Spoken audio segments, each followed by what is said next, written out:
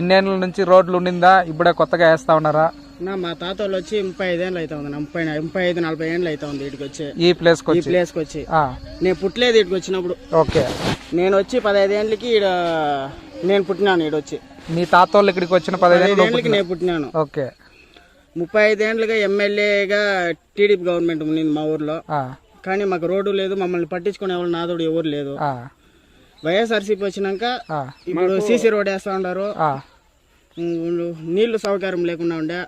Yeah government అడిగినా ఆ గుట్టుకి ఎవరు వేస్తారులే, ఆ గుట్టుకి ఎవరు వేసేకి అయ్యలేదు, మీరెవరు మమ్మల్ని పట్టించుకునేది అనేసి గమనైపోయినారు.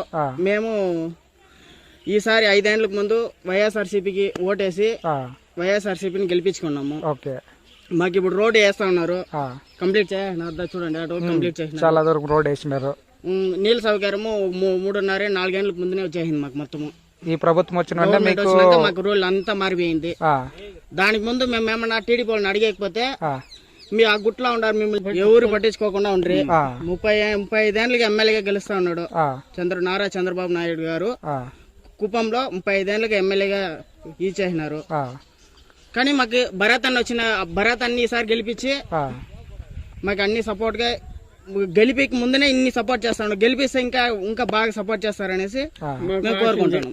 ఈసారి వైఎస్ జగన్మోహన్ రెడ్డిని గెలిపిస్తాము, కుప్పంలో ఎమ్మెల్యేగా భరత్ అని గెలిపిస్తాము అనుకుని మా వాళ్ళంతా ఫుల్ గా క్లారిటీగా ఉన్నారు, పక్కా క్లారిటీగా ఉన్నారు. సో మీరేమంటున్నారంటే ఒక ఎమ్మెల్యేగా కాకుండానే భరత్ అనే వ్యక్తి ఇన్ని మంచి పనులు చేస్తా ఉన్నారు కాబట్టి గెలిపిస్తే ఇంకా ఎన్ని మంచి పనులు చేస్తారు. ఓకే, సో మీ నమ్మకం నిజమవ్వాలని మేము కూడా దేవుణ్ణి కోరుకుంటున్నాం. Thank you very much. Subscribe to Social TV Telugu for more videos. Hit the bell icon for faster updates.